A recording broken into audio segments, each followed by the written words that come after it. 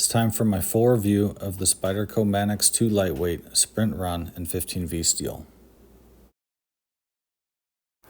I tested the factory edge on my normal edge retention test with rope and cardboard. This knife got 450 cuts on rope and cardboard. I checked the edge on this best tester before and after the test. Before the test it got 140 and after the test 216.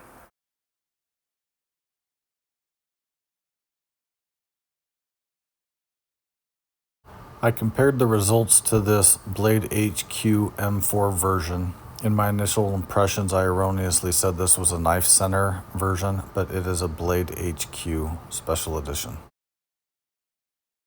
This M4 version got 350 cuts on the 1/4 inch rope, then 10 cuts on the 1/2 inch rope, for a total of 360 cuts on rope and cardboard. The factory edge on the Military 2 in 15V got 200 cuts on the 1/4 inch rope, 110 cuts on the 1/2 inch rope, for a total of 310 cuts on rope and cardboard. So the Manix 2 Lightweight in 15V beat these other two knives with a total of 450 cuts. Please keep in mind these are factory edges, so there are many variables I can't account for. After the edge retention test, I touched up the edge on the ceramic rod from the WorkSharp guided field sharpener. This resulted in an edge that was very sharp, shaving my arm hair easily and cutting a held hair, but not reliably. I carried the knife and used it for daily tasks and ran it through some other tests.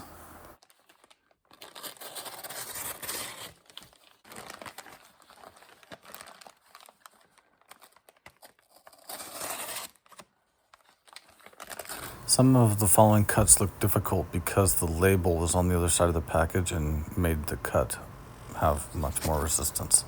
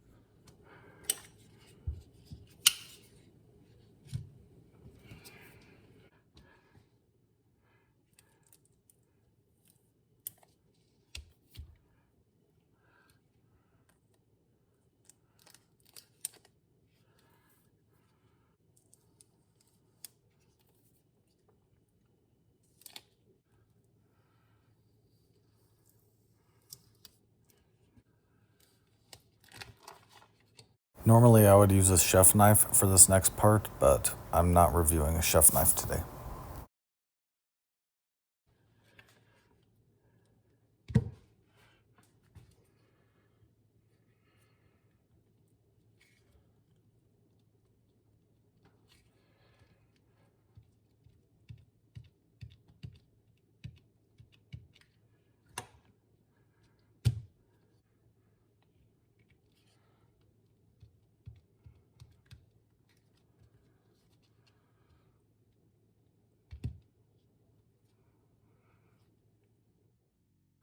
Yes, I ate that piece.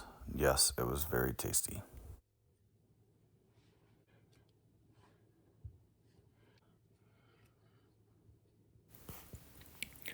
I had to use a lot of force to make these cuts. As you can tell, I was squeezing the handle very, very hard. When I was done, I did have an indentation in my finger under my index finger near where my callus pad would be. It lasted about 20 seconds. I tried to get a picture of it, but was unable to.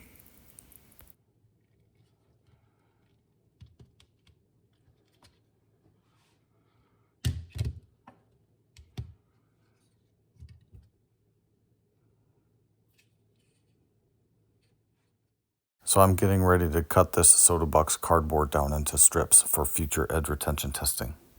So what I have here are 3 24-pack boxes and 2 36-pack boxes.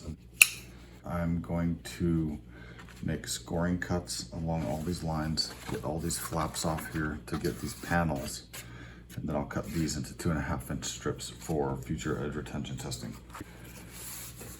I like doing this task because it gives me the opportunity to hold the knife in different ways, and I'll be doing various grips and I'll get a feel for the knife's ability to make scoring cuts with the tip, and also get a feel for its edge geometry.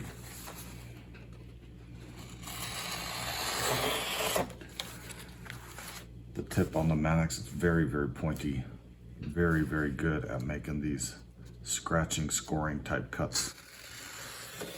It's just going all the way through. It's just tearing these apart. This knife is doing this exceptionally well. I do notice that the knife is a tiny bit big for optimal dexterity. A knife like the Para 3 or Sage 5 or 6 would be a little easier to manipulate this way, but this is perfectly acceptable and it's doing a great job.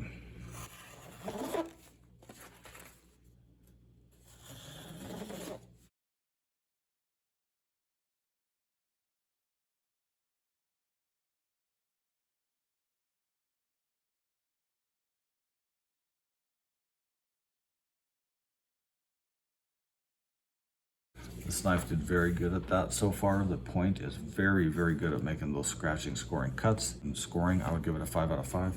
In terms of the wieldiness of the actual knife, I would give it a 4 out of 5. It's slightly too big.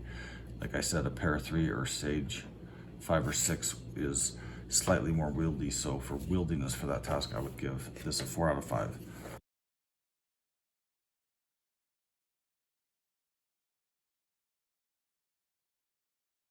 So now I'm going to do these bigger 36 pack boxes. The last time during that time-lapse thing, I did have one cut where the knife started to try to steer off course, but I was able to immediately correct it, and then it started to steer off course again. I was able to immediately correct it. So my cut was still quite controllable. There was just a tiny bit of a steering issue, but it was not anything too uncontrollable. For the remainder of these cuts, I'm going to continue just cutting cardboard without scoring it first, so I can try to give the knife an opportunity to do some work with the edge more than the tip.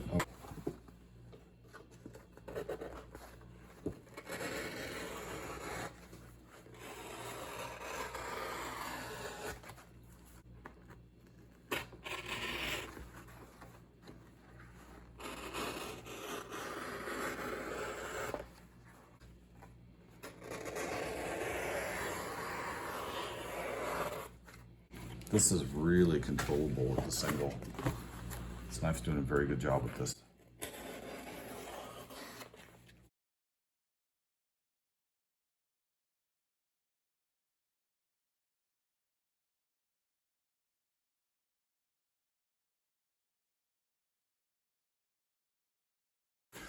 So now I have all these panels marked.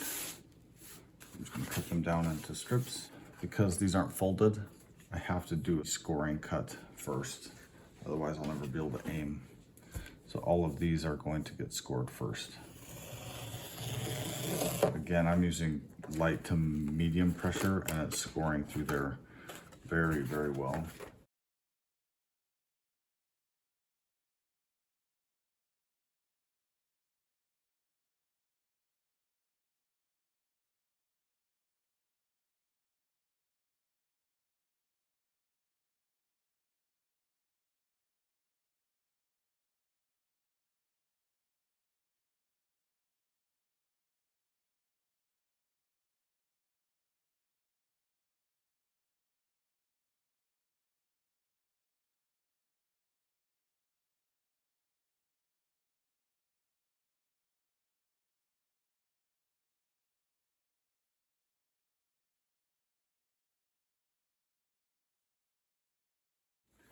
This one has just the teeniest little flap.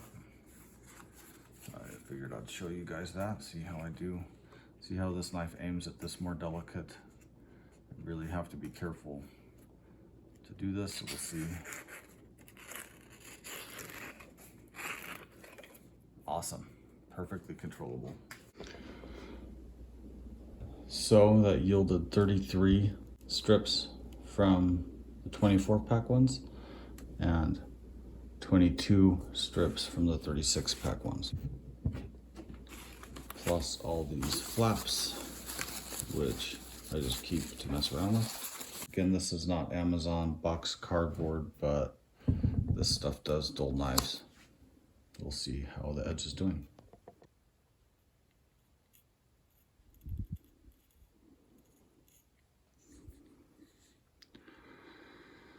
So it's still shave scraping. I would give it a 4.5, kind of right in the middle between shaving and scraping. So I would call that a 4.5. So it was a 5 to start. Going through that cardboard, it dulled it to a 4.5.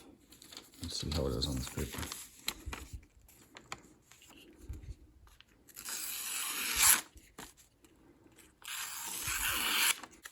Still quite sharp.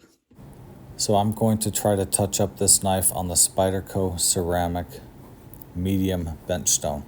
I like using Windex on these stones.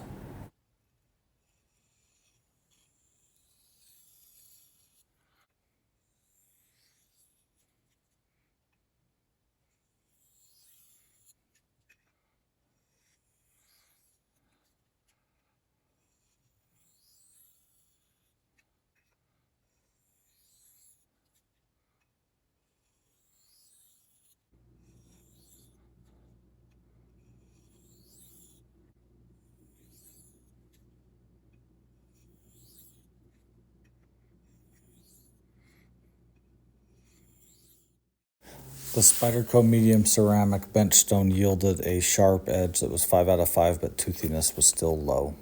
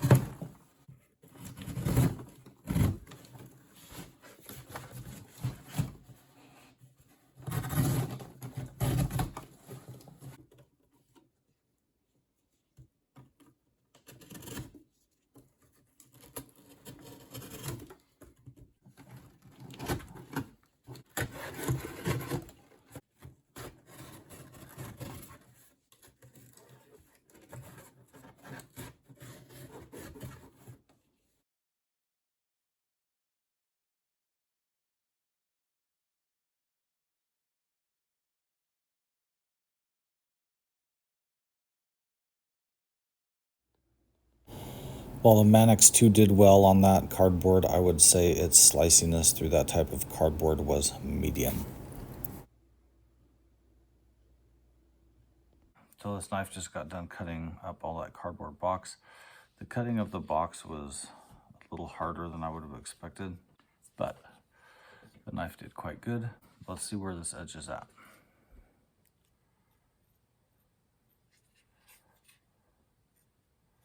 Still grabs my finger pads quite a bit laterally. It's not really doing anything to my arm hair. Maybe pulling out one piece of hair, like almost the length of my arm. So I would say the shaving is very, very low. It's probably a 4.1 or a 4.0. It's just at the threshold of scraping arm hair. Let's see where it's at.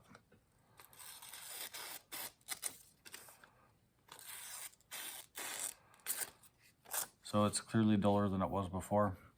Stand by and we'll get another measurement.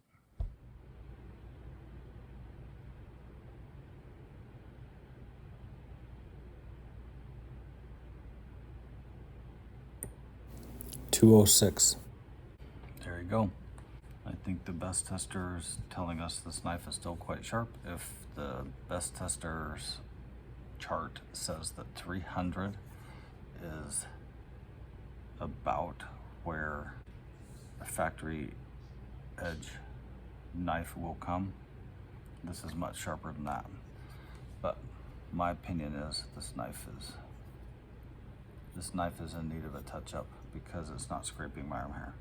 But the apex still feels very thin. There's no really damage to this thing, barely any. I can see a tiny little flat spot or ding up here, but it's holding up quite well. So there you go. You also saw that the knife was just snagging on the paper. I'm gonna see if I can touch this knife up on these water stones. The only reason I'm doing this is because this is typically how I touch my knives up nowadays. Also, this is a very, very high-end steel. It's very hard with lots of vanadium and other carbides and so on. Many people say these knives are very hard to sharpen. This is an Amazon generic, very, very, very, very basic budget water stone. And this is a King 1000, 6000. These are entry-level stones. This one is much more entry-level even than this King. But many people say that this is even not adequate to sharpen almost even S30 and S35 steel. So I'm just gonna see what I can do with this thing real quick, and then I'm gonna do what I can on the 6000 side. We'll see where we're at.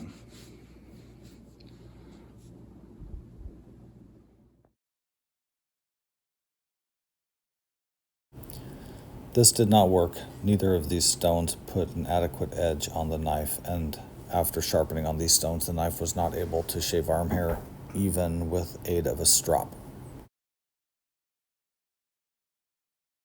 I did successfully sharpen this knife on the Work Sharp Precision Adjust Professional at 17 degrees. I ended at 800 grit diamond, which yielded a very, very sharp edge.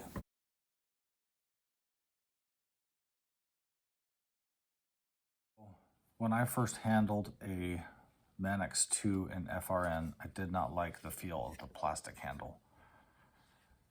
I did think it felt very Lego-y and like a toy. This was made even worse by this lock mechanism. This ball bearing lock mechanism, I don't know what to call this plastic nub actuator. They do have a word for it. I don't know what it's called. I'm going to call it a plastic nub. The plastic nub to me initially reminded me of a toy like the old action figure G.I. Joe toys, like the rocket launcher toys where they pull back and it makes the spring lock and then you can fire a missile out of a vehicle or something. It totally reminded me of those. However, they quickly grew on me. This was quite some time ago. I've gotten over that and now I like the feel of this lock. I totally have no problem with it. The toy factor of these knives is past. I no longer have an issue with that. Let's talk about the blade. The blade is amazing. These are wide knives.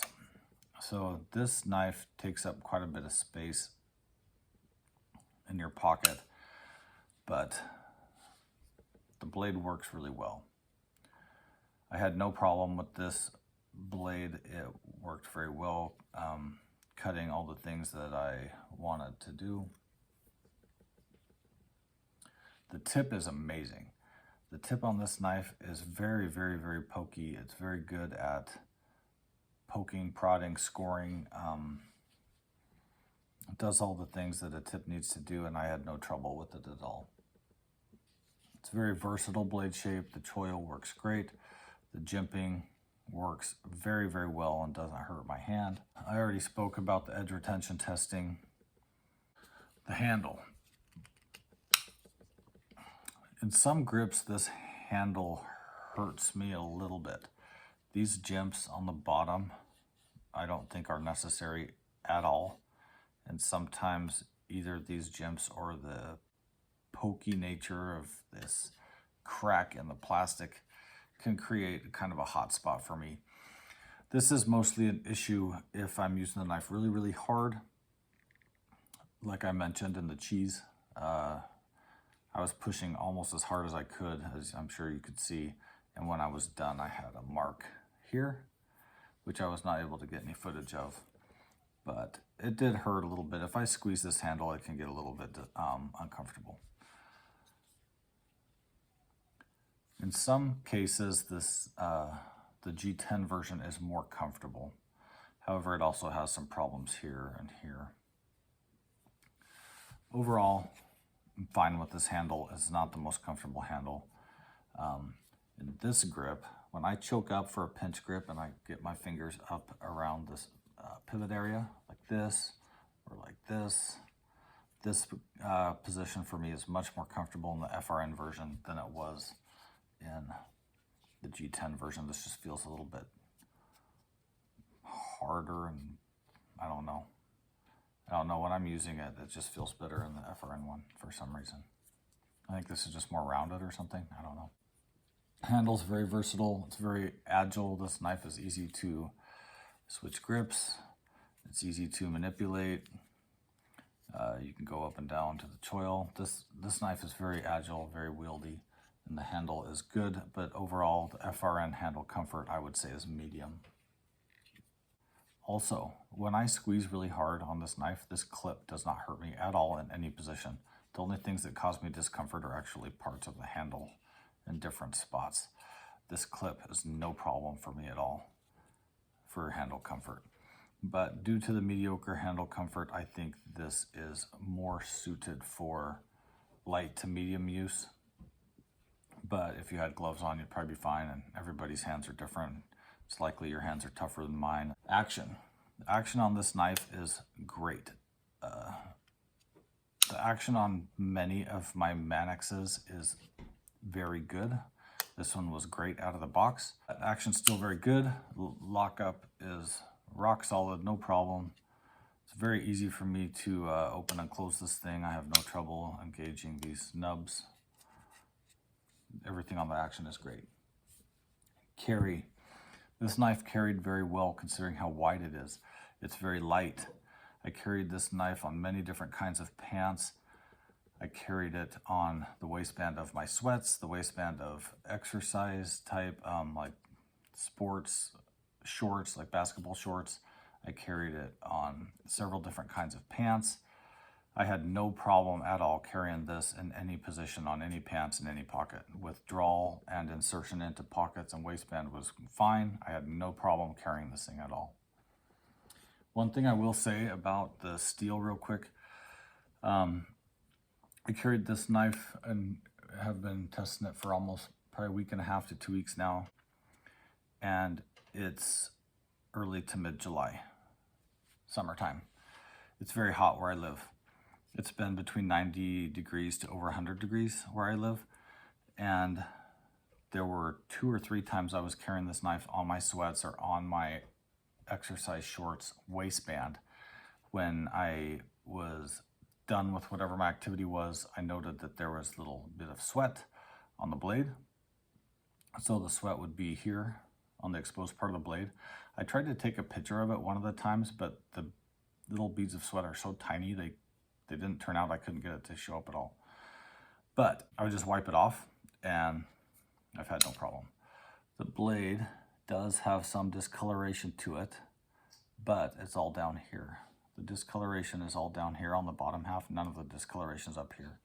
So I don't think the sweat caused any kind of patina or anything like that. I think the discoloration that I have on here now is from the tape that stuck to the knife from me doing the heavier cardboard cutting. Got a bunch of tape on here, and maybe that caused that discoloration. I used Goo Gone and rubbing alcohol to get that tape off and clean off the Goo Gone, and that's when I first noticed that discoloration. It's very slight, and I don't know if it's permanent. That's when I noticed it, was after doing the cardboard cutting. So I had no patina at all from sweaty type, carry issues. Nothing happened at all with this knife for that. I've not treated this knife with any kind of oil or steel treatment. No tough cloth, no tough glide, no EDCI, no oil. I've just been sporting this the way it is, and this is what the knife looks like. So there's a little bit of discoloration, but nothing from sweat that I could tell. Let's talk about this steel. Out of the box, this edge was phenomenal. I did my edge retention test first, then touched it up on the ceramic in the WorkSharp guided field sharpener. That yielded an edge that was very, very sharp, and that's what I used for the testing. I used that for opening all those envelopes, packages, cut in the brick of cheese, and up to the point where I cut up the soda box cardboard. I believe after doing the soda box cardboard, I touched it up on the Spyderco medium ceramic stone. That yielded an edge that was very sharp and was shaving easily.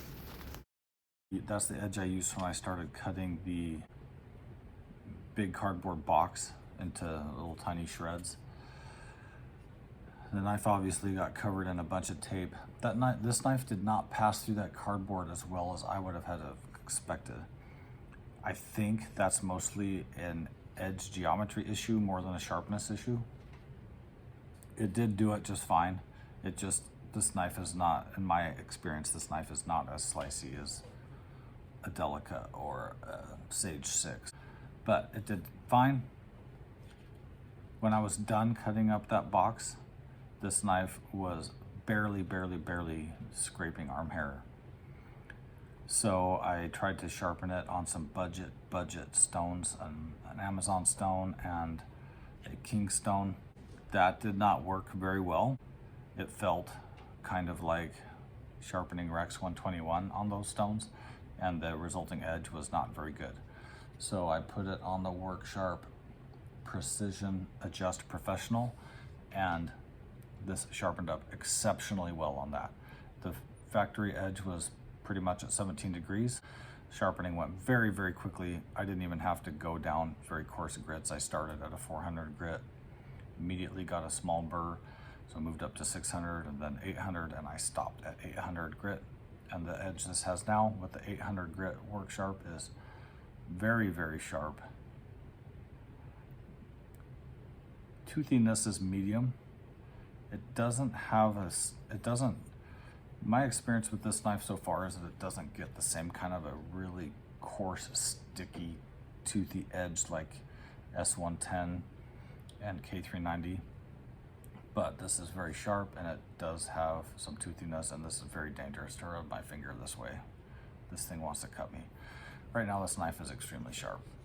So sharpening was a breeze on that thing, but I was not able to sharpen it adequately on budget entry-level water stones. Let's talk about value. So these knives run around $150, $155 maybe. For a Spyderco / Benchmade level knife, I think that's a reasonable price. Considering that this steel is specialty steel, it's very high-end steel, it's custom heat treat protocol from Big Brown Bear, I think that's exceptional. To get all of that in a sprint run, I think it's amazing that these 15V knives are being sent out at very comparable prices to entry-level models or mid-level models. The pricing is almost the same as getting one of these in S30V. And to me, that's absolutely incredible. So these knives are still a little bit expensive. If you're a person that, you know, doesn't have very much money, it may be hard for you to save up to get one, but overall I think the value on these things is very good considering what all is going into these, and that they are somewhat custom high-end steel. Value's good. I want to talk for a moment about sprint runs. The sprint run thing is, it can be frustrating. I know there's a lot of people who want to get their hands on some sprint run knives and they just don't have the money when these things drop or whatever, and a lot of people miss out on these things, and that is unfortunate. I wish that these things were more readily available so more people could get their hands on them, but that's the nature of the beast. It does make these things somewhat collectible, but that is what it is. I understand that it's frustrating for many people, so hopefully if you wanted one of these, you are able to get one. I know they are becoming more available now as we speak, so hopefully you can get your hands on one. I recommend this knife. I think the steel is very good, and I think it's easily sharpenable if you have diamonds. You probably will have no trouble sharpening this steel. So overall, recommend it. If I gave this knife a letter grade, I would give it an A-. I would only ding it for the discomfort with some grips. So otherwise, I have no problem with this knife. I think it carries very well. I think it's awesome. I'm just dinging it a little bit because in some grips it's a little bit uncomfortable for me, but everybody's hands are different, so your mileage may vary. I've enjoyed using this knife very much. I can't wait to spend more time with it. As always, everyone, thanks for watching. I appreciate your support, and I also appreciate many of you weighing in on where these things have been available, helping other people get their hands on them. That's very kind. I really appreciate that. Thanks again for watching.